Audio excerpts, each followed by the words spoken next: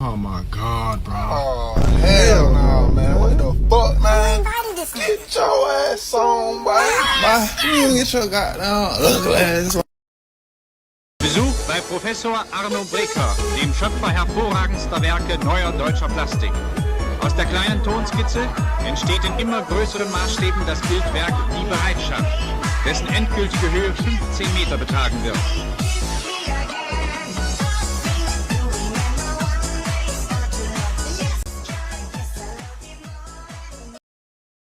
Olá, camaradas, tudo bem com vocês? Se você, assim como eu e a maior parte da minha geração, costuma ficar bastante tempo online, já deve ter visto a treta que rolou ano passado por causa da Sydney Sweeney, que é uma atriz americana que muito dificilmente poderia ser considerada uma conservadora de extrema direita reacionária, até porque o modo como ela se veste mostra que essa afirmação não tem fundamento algum, mas mesmo assim conseguiu se tornar objeto de fúria e ódio absoluto de todos os esquerdistas e progressistoides da internet. O motivo muito simples: a Sydney Sweeney participou de um comercial de calça jeans, onde foi feito um trocadilho com genes e jeans, né? Porque jeans em inglês tem basicamente a mesma pronúncia que genes, e de quebra ela se recusou a se posicionar sobre o atual governo, para evitar polêmicas. Ou seja, o crime da Sydney Sweeney é fazer um trocadilho com o fato dela ser muito bonita e o isentismo. E com isso, os esquerdistas que até então estavam idolatrando ela, assim como idolatram a Sabrina Carpenter e a Billie Eilish, pelo fato dela ter participado da série The Handmaid's Tale, que é, na minha opinião, basicamente uma versão 2.0 do filme Salo, passaram a atacar ela dia e noite. Todavia, se tem uma coisa que as pessoas não repararam quando foram analisar esses ataques a Sydney Sweeney e analisar quem estava atacando ela, certamente é a aparência e a saúde mental das pessoas que estão atacando ela até hoje. Veja essa foto aqui, por exemplo. E não, isso aí não é um filme de terror, não são personagens de um filme de terror. Isso aí são os rostos de manifestantes, ou melhor dizendo, vândalos da Antifa, que foram presos em 2020 pelos protestos violentos daquele ano após a morte do George Floyd, que ignoraram a pandemia de Covid-19 que estava se espalhando pelo mundo nessa época e ainda reclamam da inação do governo. E o que você pode reparar nos rostos dessas pessoas são cabelos tingidos, piercings em todos os lugares possíveis, cabeça quadrada, pele amarelada, espinhas em todos os lugares e etc. Ou seja, são pessoas cuja aparência física não é lá das melhores. E se você acha que eu paro por aí, calma que vem mais, porque isso daqui é o rosto de uma apoiadora do pessoal que sugeriu a Erika Hilton como sucessora do cachaceiro. É, você não ouviu errado. E os filmes que essas pessoas assistem e produzem não são odiados por qualquer um que não seja eles por um suposto anti-intelectualismo ou ódio à arte, ao contrário do que os esquerdistas afirmam, mas sim por causa deles serem genuinamente horríveis mesmo, a exemplo do filme Transe e do filme Saló, que eu já citei aqui. E só pra não me acusarem de cherry picking aqui, bem, de fato existem algumas pessoas na direita que também são horríveis e algumas produções culturais de direita que também são bem bostas. Mas, francamente, o que é mais comum? Uma pessoa assim, em protestos identitários ou em movimentos tradicionalistas. E ao trazer luz para isso, você deve estar se caindo em gargalhadas, não é mesmo? E de fato é muito engraçado. Eu não estou simplesmente afirmando que os meus oponentes políticos são um bando de soijaques da vida real, patéticos. Eu estou constatando o fato de que eles são isso. E isso é muito engraçado, não é mesmo? Todavia, pensando agora de uma maneira mais séria, isso revela algumas verdades bastante ignoradas sobre o pensamento esquerdista e revolucionário no geral, que nos fazem perguntar por que a esquerda e o status quo liberal por trás dela odeiam a beleza, a verdade e a bondade? Bem, para explicar isso, nós primeiro teremos que ver as origens dos termos direita e esquerda, que vêm muito antes da Revolução Francesa. Em quase todas as culturas e religiões do mundo, a direita representa o bem, enquanto que a esquerda representa o mal. Basta você ver a alegoria da direita do pai, que existe no cristianismo, ou o caminho da mão direita e o caminho da mão esquerda, que existem no esoterismo. Em suma, enquanto que a direita representa a ordem, o logos, a esquerda representa o caos, o anti-logos. Enquanto que a direita representa a beleza, a esquerda representa a feiura. Enquanto que a direita representa a hierarquia, a esquerda representa a igualdade. E daí, quando chegou a época da Revolução Francesa, como os caras que eram leais à monarquia francesa de Luís XVI estavam se sentando na direita, os oponentes dele começaram a se tentar à esquerda, e é assim que surgiu a direita e a esquerda na política. Com a direita representando a ordem e a esquerda representando o caos, assim como na maior parte das religiões e culturas do mundo. E ao entender a origem verdadeira desses termos que vem antes da política, onde a direita sempre representa a ordem, a tradição e a beleza, enquanto que a esquerda representa sempre o caos, a revolução e a bizarrice, nós podemos nos aprofundar nas origens revolucionárias deste espécimen maravilhoso chamado esquerdola. Reparem nestes rostos aqui. E não, eles não são rostos de vilões de anime que foram transformados em live action. Estes são rostos dos revolucionários franceses jacobinos Danton, Robespierre e Marat. E você pode ver que eles eram pessoas genuinamente horrendas em aparência. Além, é claro, de serem horrendas também em caráter, como as ações deles mostram. Talvez com exceção do Danton, que, de acordo com alguns rumores, teria se arrependido de sua vida de pecados no final. Compare eles com o filho de Luís XVI, que tinha pele lisa e um rosto belíssimo de um anjo. E falando de outra época, e dessa vez falando não de pessoas, mas sim de arquitetura, compare a arquitetura da União Soviética com a arquitetura do Império Russo. Qual é mais agradável aos olhos? A arquitetura da União Soviética, que consistia majoritariamente em blocões horrendos de concreto. É claro, com alguns prédios bonitos até para as elites, mas no geral eram prédios horrendos de concreto que parecem caixas de sapato. Ou as catedrais e prédios belíssimos da época dos Romanov.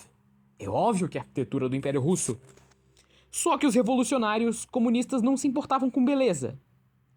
E eles também eram movidos pelo ódio irracional e pela inveja. Como é demonstrado no assassinato de padres ortodoxos inocentes pelos marxistas e também no assassinato da família Romanov, incluindo as crianças, pelos comunistas. Todavia, os acéfalos de Lenin não mataram apenas pessoas, mas também tentaram exterminar uma raça inteira de cachorros, os borzóis, que eram a raça de cachorros preferida da família Romanov. E hoje só temos esses belos cachorros vivos porque alguns deles conseguiram escapar para a Alemanha. E aproveitando o gancho da Revolução Russa que eu decidi citar aqui, vamos falar não de beleza pessoal ou beleza artística, mas sim de beleza da alma, de pureza da alma.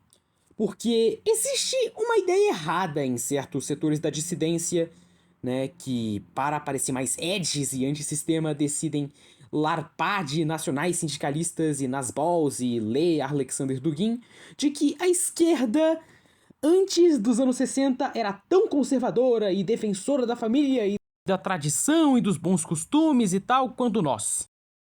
Porém, isso aí é apenas uma meia-verdade. Você até teve alguns regimes comunistas que foram conservadores em pautas morais e de costumes, como a Romênia de Nicolae Ceausescu e a Somália de Siad Barre. Porém, nenhum país comunista com políticas de conservadorismo social era comunista ortodoxo. Todos esses países eram nacional-comunistas, o que é diferente do marxismo ortodoxo. haja visto que o marxismo ortodoxo é internacionalista. Já os regimes marxistas ortodoxos, por outro lado, bem, digamos que eles fariam a Erika Hilton parecer uma reacionária. A Rússia de Vladimir Lenin foi o primeiro país no mundo a legalizar o aborto e também legalizou a baitolagem, o laele, digamos assim. Além de ter sido o primeiro país no mundo a ter o ateísmo de Estado como religião oficial. Antes disso, o máximo que você teve foi países adotando o deísmo como religião oficial e, é claro, políticas anticlericais radicais, mas não uma visão que forçasse o ateísmo em si nas pessoas. A Rússia de Vladimir Lenin foi o primeiro a ter o ateísmo de Estado no poder. A China de Mao Tse-tung nem se fale. Ele literalmente escreveu um livro e montou um exército de estudantes fanáticos simplesmente para destruir aquilo que era a China antiga. Destruir a antiga cultura chinesa, as antigas tradições chinesas, a família tradicional chinesa, destruir a cultura chinesa tradicional. O que é basicamente o oposto de conservadorismo. A Cuba de Fidel Castro até era socialmente conservadora no início, por conta de Fidel Castro ter sido influenciado pelo nacional-comunismo, só que ele logo abandonou essas políticas em favor do progressismo radical, financiou guerrilhas da nova esquerda na Argentina e, por último, mas não menos importante, Cuba hoje em dia é o país comunista mais socialmente liberal da história da humanidade, até mais do que a Rússia de Vladimir Lenin. O mais próximo que eu consigo chegar de um regime marxista ortodoxo que tenha tido alguma retidão em pautas morais foi a União Soviética de Joseph Stalin.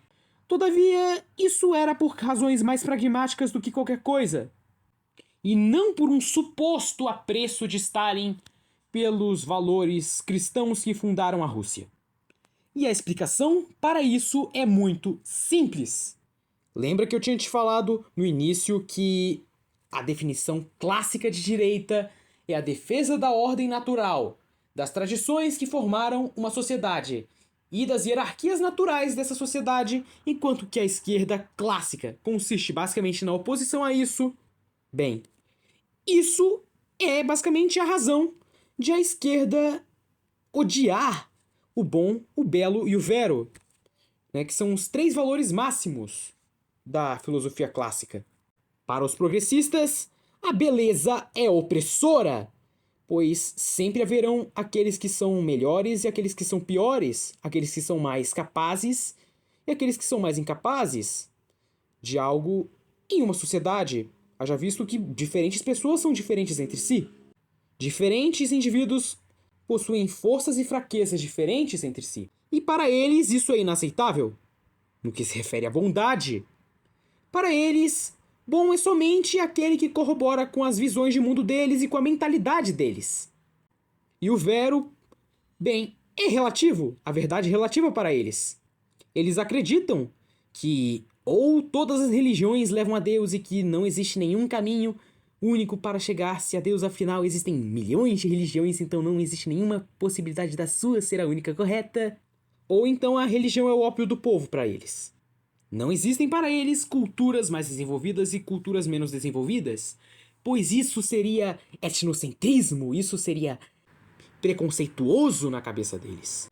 E na ausência do bom, do belo e do vero, para definir para eles como o mundo deve funcionar, a única coisa que sobra é a dicotomia, é a dialética do oprimido contra o opressor. Por exemplo, uma foto de uma família belíssima dos anos 50 para eles não é simplesmente uma foto de um belo casal que se ama e dá ajuda mútua um ao outro e que ajuda a garantir o futuro da pátria tendo filhos, mas sim uma foto de opressão aonde o pai de família ocupa o papel do, entre aspas, burguês, enquanto que a mulher e os filhos ocupam o papel do, entre aspas, proletariado, e portanto é preciso derrubar isso para que nós consigamos uma utopia igualitária na face da Terra. Essa mesma lógica se aplica também às relações de classe, haja visto que essa ideia do oprimido versus opressor surgiu justamente com a análise de Marx sobre os conflitos de classe, serve para a questão da heteronormatividade, serve para a questão dos conflitos raciais em diversos países e muitos outros assuntos. E é por isso que a arte deles é assim. É por isso que os padrões de beleza deles são assim.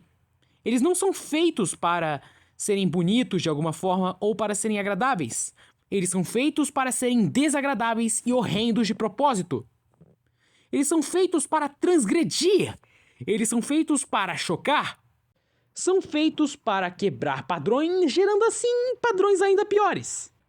É por isso que se você fizer um filme horrendo sobre um trio de depravados, ou então fizer uma escultura que consiste em um pinico, ou pior ainda, fazer uma, entre aspas, obra de arte que consiste em um crucifixo em um pote de mijo, eles vão achar isso maravilhoso, vão achar isso uma arte incompreendida, uma arte revolucionária à frente de seu tempo. Porque a estética deles e a mentalidade deles gira em torno da transgressão da moral e da beleza. É por isso que eles odeiam a beleza, porque a mentalidade deles gira em torno disso. Porém, se você assistiu o meu vídeo sobre a democracia no Brasil, você sabe que eles não iriam conseguir subverter uma civilização inteira sozinhos, mesmo que eles fossem a maioria da população. E agora eu irei completar a teoria de Vilfredo Pareto que eu expliquei no meu vídeo sobre a democracia. Muitas pessoas, na verdade a maioria das pessoas, acreditam que a sociedade é composta de 2 estados apenas. Aqueles que estão em cima e aqueles que estão embaixo. Mas se tem uma verdade desconfortável, é que aqueles que propagam essa ideia ou são ignorantes, ou então fingem ser ignorantes. Porque, na verdade, o que você tem é uma sociedade tridimensional, não bidimensional. Você tem aqueles que estão em cima, você tem aqueles que estão no meio, que somos nós, e você tem aqueles que estão embaixo. Pense bem na Revolução Russa. Aqueles que estavam no topo da Revolução Russa eram os revolucionários comunistas que haviam tomado poder. Eles é que estavam no governo, na academia, no exército.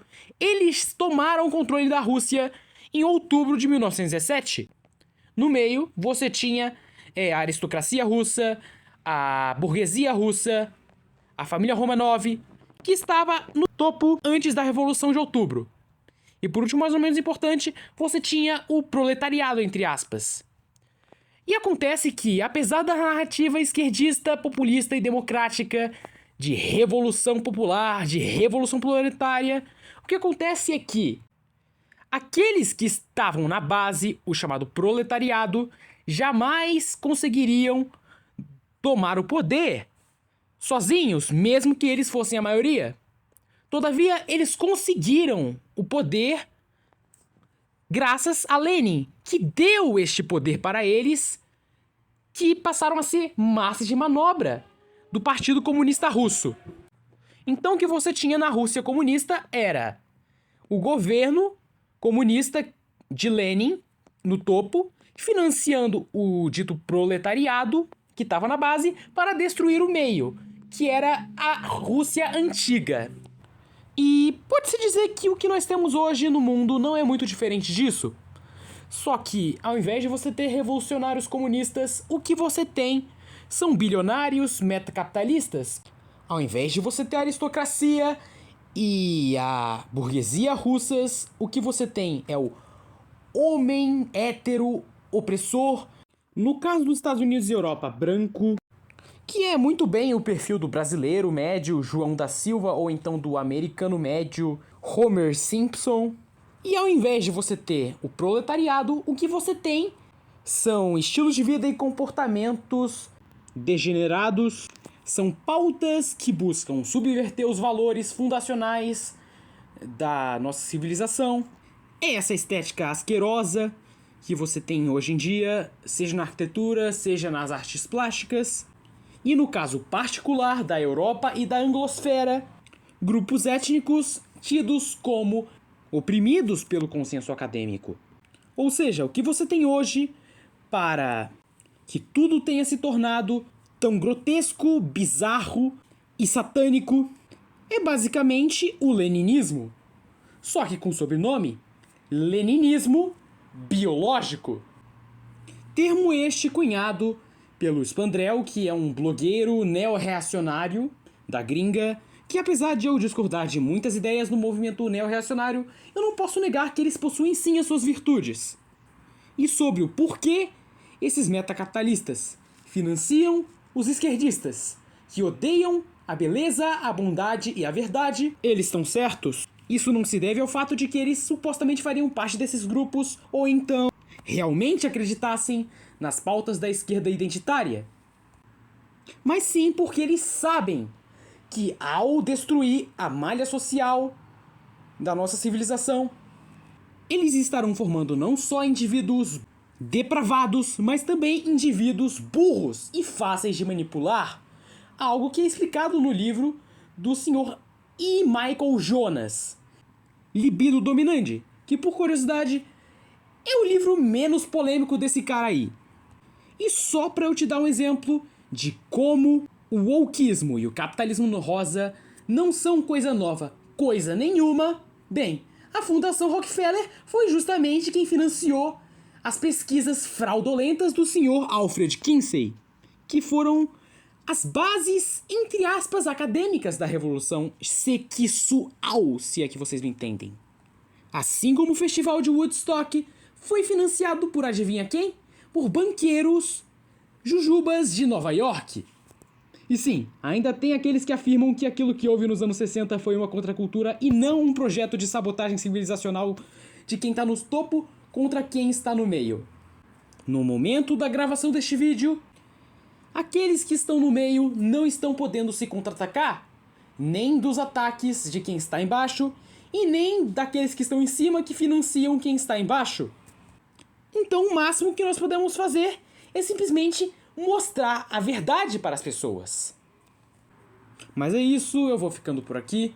Eu espero que vocês tenham gostado do vídeo. Não se esqueçam de dar like, de compartilhar ele para que ele chegue em mais pessoas. E muito menos de se inscrever para me ajudar e ativar o sininho para você receber os próximos vídeos. E, acima de tudo, Deus Vult!